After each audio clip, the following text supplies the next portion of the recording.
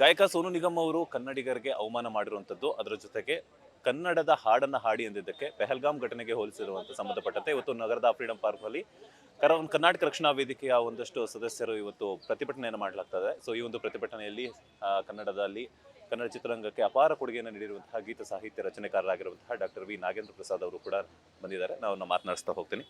Sir, ಮೊದಲನೇದಾಗಿ ನೀವು ಒಂದು ಸಾಹಿತ್ಯವನ್ನು ಬರೆದಿರುವಂತಹ ಹಲವಾರು ಹಾಡುಗಳಿಗೆ ಅವರು ಒಂದು ಧ್ವನಿಯನ್ನು ಸಹ ಕೊಟ್ಟಿದ್ರಿ. ಸೊ ಒಂದು ಕನ್ನಡದಲ್ಲಿ 900ಕ್ಕೂ ಅಧಿಕ ಹಾಡುಗಳನ್ನು ಹಾಡಿ ಕನ್ನಡದ ಒಂದು ನೆಲದಲ್ಲಿ ಪ್ರತಿಷ್ಠಿತವನ್ನು ತಗೊಂಡು, ಸೊ ಒಂದಷ್ಟು ನೇಮ್ ಅಂಡ್ ಫ್ರೇಮ್ ಅನ್ನು ತಗೊಂಡು ಒಂದು ಪ್ರಪಂಚ ವಿಖ್ಯಾತ ಗಾಯಕರಾಗಿ ಬೆಳೆದಿರುವಂತಹ ಸೋನು ನಿಗಮ್ ಅವರು ಕನ್ನಡಿಗರನ್ನು ಅವಮಾನ ಮಾಡಿರುವಂಥದ್ದು ಎಷ್ಟು ಮಟ್ಟಿಗೆ ಸರಿ ಅಂತ ಅನ್ಸುತ್ತೆ?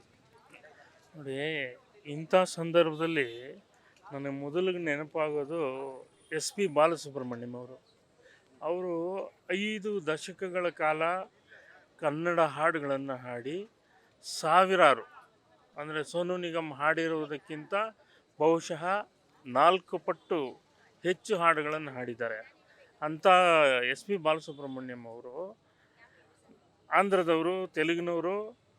ತೆಲುಗು ಮೀಡಿಯಾದಲ್ಲಿ ಅವ್ರು ಹೇಳ್ತಾರೆ, ನಾನು ಮತ್ತೆ ಹುಟ್ಟಿದ್ರೆ ಕನ್ನಡಿಗನಾಗಿ ಹುಟ್ಟಬೇಕು ಅಂತ. ಯಾಕೆಂದರೆ ಕನ್ನಡಿಗರು ಅಷ್ಟು ಪ್ರೀತಿ ಕೊಟ್ಟಿದ್ದಾರೆ ಅಂತ. ಅಂಥ ಮಹಾನುಭಾವರು ಇದ್ದಂಥ ನೆಲದಲ್ಲಿ ಸೋನು ನಿಗಮ್ ಅಂತ ಗಾಯಕ ಕನ್ನಡದ ಪ್ರೀತಿ ಇದೆ ಅಂತ ಹೇಳ್ತಾನೆ, ತನ್ನ ಸಿಟ್ಟು ಸೆಡವುಗಳಲ್ಲಿ ಯಾವುದೋ ಪಹಲ್ಗಾಮ್ಗೆ ಹೋಲಿಸೋದಿದೆಯಲ್ಲ, ಅದು ಅತ್ಯಂತ ದೊಡ್ಡ ಅಪರಾಧ ಅಂತಲೇ ಭಾವಿಸ್ತೀನಿ ನಾನು. ಯಾಕೆಂದರೆ ಅವರು ಯಾವುದೋ ಅದು ಕನ್ನಡದ ಹಾಡು ಕನ್ನಡ ಅಂತ ಕೂಗಿದ ತಕ್ಷಣ ಇರಿಟೇಷನ್ ಆಗಬೇಕು ಅಂತಂದರೆ ಯಾಕೆ ಬರ್ತೀರಿ ಇಲ್ಲಿ ಹಾಡಲಿಕ್ಕೆ? ಬೇಡ. ನಿಮ್ಗೆ ಆ ಥರದ ಅಂದರೆ ಬೇರೆ ಹಿರಿಯ ಗಾಯಕರುಗಳು ಎಷ್ಟು ಇರಿಟೇಷನ್ ಅನುಭವಿಸಿರ್ಬೋದು. ಆಗುತ್ತೆ. ಯಾವಾಗಲೂ ದೊಡ್ಡ ಮಟ್ಟದಲ್ಲಿ ಕಾರ್ಯಕ್ರಮಗಳಾಗುವಾಗ ಫ್ಯಾನ್ಸ್ ಬೇರೆ ಬೇರೆ ರೀತಿ ಇರ್ತಾರೆ, ಎಲ್ಲರೂ ಒಂದೇ ರೀತಿ ಇರೋದಿಲ್ಲ. ಈಗ ಬಸ್ ಕಂಡಕ್ಟರ್ ಇದ್ದಂಗೆ ಇರಬೇಕಾಗುತ್ತೆ. ಕೆಲವು ಸಲ ಟಿಕೆಟ್ ಕೊಡೋ ಅಂತಾನೊಬ್ಬ, ಸಾರ್ ಟಿಕೆಟ್ ಕೊಡಿ ಅಂತಾನೆ. ಒಬ್ಬೊಬ್ರದ್ದು ಅವರವರ ಹಿನ್ನೆಲೆಯಲ್ಲಿ ಬೇರೆ ರೀತಿ ಇರುತ್ತೆ. ಉದಾಹರಣೆ ಕೊಡ್ತಾಯಿದ್ದೀನಿ ನಾನು. ಹಾಗೆ ಒಂದು ದೊಡ್ಡ ಕಾನ್ಸರ್ಟ್ ಅಂದಾಗ, ಒಂದು ದೊಡ್ಡ ಕಚೇರಿ ನಡೆಯುವಾಗ, ಸಂಗೀತ ಕಚೇರಿ, ಒಬ್ಬೊಬ್ಬರು ಒಂದೊಂದು ರೀತಿ ಕೂಗ್ತಾರೆ. ಅದಕ್ಕೆ ನೀವು ಯಾರೋ 4 ಜನ ಅವರು ಗೂಂಡಾ ವರ್ತನೆ ಮಾಡಿದ್ರು ಅಂತ ಹೇಳಿದ್ದಾರೆ. ಸರಿ, ಅದಕ್ಕೆ ಆ 4 ಜನ ಭಾಳ ಮುಖ್ಯನಾ, ಅಲ್ಲಿದ್ದಂಥ ಲಕ್ಷಾಂತರ ಜನ ಅಥವಾ ಸಾವಿರಾರು ಜನ ಮುಖ್ಯನಾ? ನಾವು ಆ ಥರ ತಾಳ್ಮೆ ಕಳ್ಕೊಳ್ಳೋದು ತಪ್ಪು ಕಲಾವಿದನಾಗಿ, ಮೊದಲನೇದು. ಎರಡನೇದು, ಕನ್ನಡ ಅಂತ ಕೂಗಿದ ತಕ್ಷಣ ಅವನನ್ನು ಪಹಲ್ಗಾಮ್ಗೆ ಹೋಲಿಸೋದಿದೆಯಲ್ಲ, ಅದು ಭಾರತದ ಯಾವುದೇ ನಾಗರಿಕನ ಯಾವುದೇ ರೀತಿಯ ಇದನ್ನು, ಯಾವುದೋ ಒಂದು ಅವನು ಕೂಗಿದ್ದನ್ನು ನೀವು ಪಹಲ್ಗಾಮ್ ಹೋಲಿಸ್ತೀರಾ ಅಂದರೆ ಅದು ಎಷ್ಟರ ಮಟ್ಟಿಗೆ ಸರಿ? ಏನಪ್ಪ ಗುಂಡಾ ಥರ ಕೂಗ್ತೀಯಾ ಅಂತ ಹೇಳ್ತೀರಾ? ಅಥವಾ ಏನೋ ಆ ಥರದ್ದು ಏನೋ ಹೇಳಿದ್ರೆ ಅದು ಬೇರೆ ಅರ್ಥ ಬರುತ್ತೆ. ನೀವು ಪಹಲ್ಗಾಮ್ ಹೋಲಿಸೋದು ಅಂದರೆ ಅದು ದೇಶ ವಿರೋಧಿಗಳಿಗೆ, ಆತಂಕವಾದಿಗಳಿಗೆ, ಭಯೋತ್ಪಾದಕರಿಗೆ ಹೋಲಿಸ್ದಂಗೆ. ಅಂದರೆ ಕನ್ನಡ ಅಂತ ಕೂಗಿದವನು ಭಯೋತ್ಪಾದಕನ? ಇವೆಲ್ಲ ಪ್ರಶ್ನೆಗಳು ಬರುತ್ತೆ. ಇದರಾಚೆಗೆ ಅವ್ರಿಗೆ ನಿಜವಾದ ಕನ್ನಡ ಪ್ರೀತಿ ಇರೋದೇ ಆದರೆ ಅವರು ಈ ಸಂದರ್ಭದಲ್ಲಿ ಕ್ಷಮೆ ಕೇಳಬೇಕು. ಯಾರಿಗೇ ಮನ್ಸಿಗೆ ನೋವಾಗಿದ್ರು ನನ್ನನ್ನು ಕ್ಷಮಿಸಿ ಅಂತ ಹೇಳಬೇಕು. ಅದು ಅವರು ಕನ್ನಡಕ್ಕೆ ಕೊಡುವ ನಿಜವಾದ ಗೌರವ ಅಂತ ಭಾವಿಸ್ತೀನಿ ನಾನು. ಎಷ್ಟೋ ಜನ ಗಾಯಕರಿದ್ದಾರೆ, ಎಲ್ಲರೂ ಹಾಗೆ ಕಚೇರಿಗಳಲ್ಲಿ ಯಾರೋ ಒಬ್ಬ 4 ಜನ ಕೂಗಿದ ತಕ್ಷಣ ತಾಳ್ಮೆ ಕಳ್ಕೊಂಬಿಟ್ರೆ ಅದರ ಅರ್ಥ ಏನು? ಹಾಗಾಗಿ ಸೋನು ನಿಗಮ್ ಅವ್ರನ್ನ ನಾವು ಭಾಳ ಪ್ರೀತಿಸ್ತೀವಿ. ಕನ್ನಡಿಗರು ಯಾರೇ ಹೊರಗಿನಿಂದ ಬಂದವರನ್ನು ನಾವು ಪ್ರೀತಿಸೋದ್ರಲ್ಲಿ ಎತ್ತಿದ ಕೈ. ಅದು ಅವ್ರಿಗೂ ಗೊತ್ತಿದೆ. ಈಗ ಅವರಲ್ಲಿ ಕೇಳೋದು ಒಂದೇ ಪ್ರಶ್ನೆ, ಅವರೇ ನೇರವಾಗಿ ಕ್ಷಮಾಪಣೆ ಕೋರ್ಬಿಟ್ರೆ ಅಲ್ಲಿಗೆ ಸುಖಾಂತ ಆಗುತ್ತೆ ಅಂತ ನನ್ನ ಅಭಿಪ್ರಾಯ. ಸರ್, ಕರ್ನಾಟಕದಲ್ಲಿ ಒಂದು ಸಂಗೀತ ಕಾರ್ಯಕ್ರಮ ನಡೀತಿರೋದ್ರಿಂದ ಕನ್ನಡಿಗರು ಕೇಳುವಂಥದ್ದು ಅಕ್ಕಿ ಇದ್ದೇ ಇರುತ್ತೆ. ಬಿಕಾಸ್ ಯಾಕಂತಂದರೆ ನಾವು ಕನ್ನಡಿಗರು ಅವರನ್ನು ದುಡ್ಡು ಕೊಟ್ಟು ಕರ್ಕೊಂಬಂದಿರ್ತೀವಿ, ಅವರ ಹಾಡನ್ನು ಇಷ್ಟಪಟ್ಟು ಕೇಳ್ತಾ ಇರ್ತೀವಿ, ಅದಕ್ಕೆ ಅವ್ರಿಗೆ ಒಂದು ಪೇ ಕೂಡ ಮಾಡಿರ್ತೀವಿ. ಅದ್ರ ತಪ್ಪೇನಿದೆ ಸರ್ ಅಂತ? ಇಲ್ಲ, ನಮ್ಮ ದೊಡ್ಡ ತಪ್ಪೇನು ಗೊತ್ತಾ? ನೋಡಿ, ಒಂದು ವಿಚಾರ ಹೇಳ್ತೀನಿ ಅಣ್ಣ. ನಾವು ಎಷ್ಟು ಸಮಸ್ಯೆಗಳ ಒಳಗಡೆ ಇರ್ತೀವಿ ಅಂದರೆ, ಇಡೀ ದೇಶದಲ್ಲಿ ತಮಿಳ್ನಾಡಿನಲ್ಲಿ ತಮಿಳು ಹಾಡುಗಳು ಮಾತ್ರ ಕೇಳ್ತಾರೆ, ಆಂಧ್ರ ಮತ್ತು ತೆಲಂಗಾಣದಲ್ಲಿ ತೆಲುಗು ಹಾಡುಗಳನ್ನು ಮಾತ್ರ ಕೇಳ್ತಾರೆ, ಕೇರಳದಲ್ಲಿ ಮಲಯಾಳಂ ಮಾತ್ರ ಕೇಳ್ತಾರೆ. ಇಡೀ ದೇಶದಲ್ಲಿ ಹಿಂದಿ ಹಾಡುಗಳು ಹೆಚ್ಚು ಇರುತ್ತವೆ. ಕರ್ನಾಟಕದಲ್ಲಿ ತೆಲುಗು, ತಮಿಳು, ಹಿಂದಿ, ಮಲಯಾಳಮ್ಮು ಈ ಎಲ್ಲ ಭಾಷೆಗಳ ಮಧ್ಯೆ ನಮ್ಮ ಒಂದು ಹಾಡು ಗೆಲ್ಲಬೇಕಾಗುತ್ತೆ. ಅವ್ರಿಗೆ ಪೈಪೋಟಿ, ಒಂದು ತಮಿಳು ಹಾಡಿಗೆ ಪೈಪೋಟಿ, ತಮಿಳು ಹಾಡೇ ಪೈಪೋಟಿ, ತೆಲುಗಿಗೆ ತೆಲುಗೇ ಪೈಪೋಟಿ. ಆದರೆ ಕನ್ನಡ ಹಾಡಿಗೆ ಇಷ್ಟೆಲ್ಲ ಭಾಷೆಗಳ ಪೈಪೋಟಿ ಇದೆ.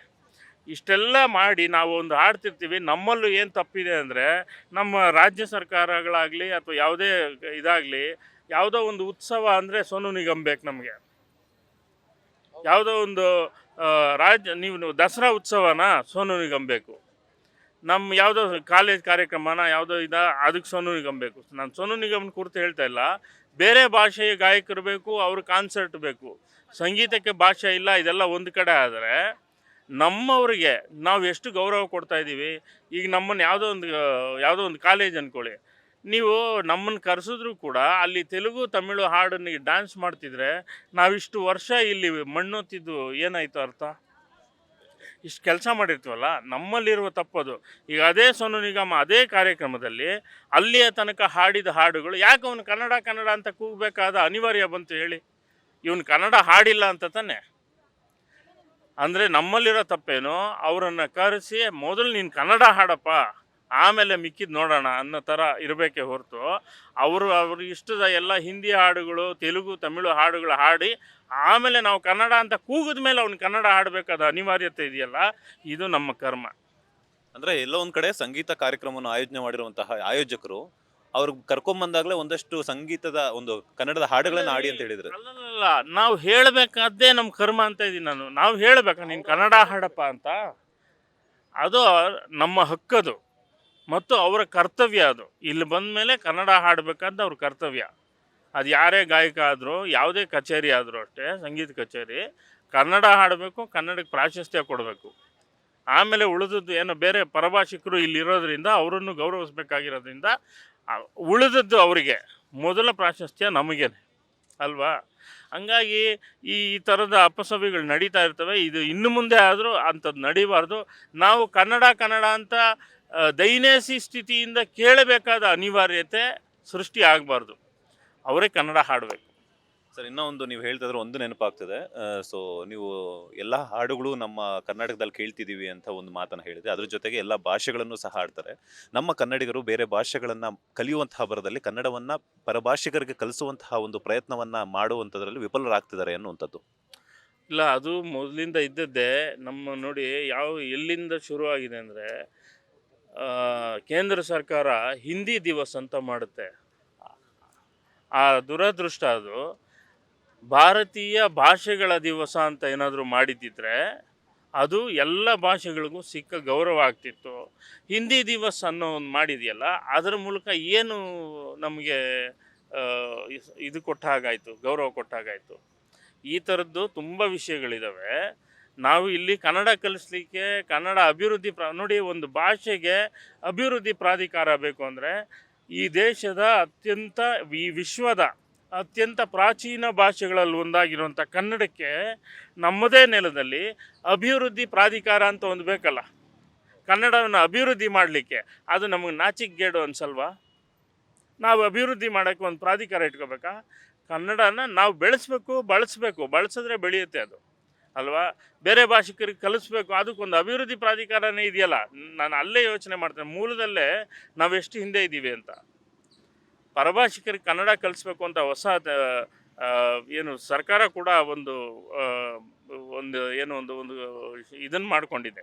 ಅಭಿವೃದ್ಧಿ ಪ್ರಾಧಿಕಾರದ ಮೂಲಕ ಒಂದಷ್ಟು ಮೇಷ್ಟ್ರುಗಳನ್ನು ತಯಾರು ಮಾಡಿ ಕಳಿಸೋಂಥ ಕೆಲಸ ಮಾಡ್ತಿದೆ. ಅದು ಎಷ್ಟರ ಮಟ್ಟಿಗೆ ಯಶಸ್ವಿ ಆಗ್ತಿದೆ ಅನ್ನೋದು ಗೊತ್ತಿಲ್ಲ ನನಗೆ. ಪರಭಾಷಿಕರು ಇಲ್ಲಿ ಬಂದವರು ತಾವೇ ಸ್ವತಃ ಕಲಿಬೇಕು.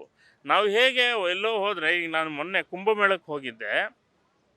ಇಡೀ ಕುಂಭಮೇಳದಲ್ಲಿ ಹಿಂದಿ ಬಿಟ್ಟರೆ ಇಂಗ್ಲೀಷ್ ಸಹ ಇಲ್ಲ ಅಣ್ಣ, ಇಂಗ್ಲೀಷ್ ಸಹ ಇಲ್ಲ. ಅಲ್ಲಿ ಅಲ್ಲಲ್ಲೆಲ್ಲೋ 4 ಇಂಗ್ಲೀಷ್ ಬೋರ್ಡ್ ಬಿಟ್ಟರೆ, ಕುಂಭಮೇಳಕ್ಕೆ ಹೋದವರು ಗಮನಿಸಿದರೆ ಗೊತ್ತಾಗುತ್ತೆ. ಆದರೆ ಆ ಕುಂಭಮೇಳದಲ್ಲಿ ಅತಿ ಹೆಚ್ಚು ಹೋದಂಥ ಜನಸಂಖ್ಯೆ ದಕ್ಷಿಣ ಭಾರತೀಯರದ್ದು. ದಕ್ಷಿಣ ಭಾರತದ ಯಾವುದೇ ಒಂದು ಭಾಷೆ ಕೂಡ ಇರಲಿಲ್ಲ ಅಲ್ಲಿ. ಈ ಥರ ನಮ್ಮ ಹಿಂದಿ ಹೇರಿಕೆ ಅನ್ನೋದು ನಮಗೆ ಇಲ್ಲಿ ಮಾತ್ರ ಅಲ್ಲ, ಎಲ್ಲ ಕಡೆನೂ ಆಗ್ತಿದೆ.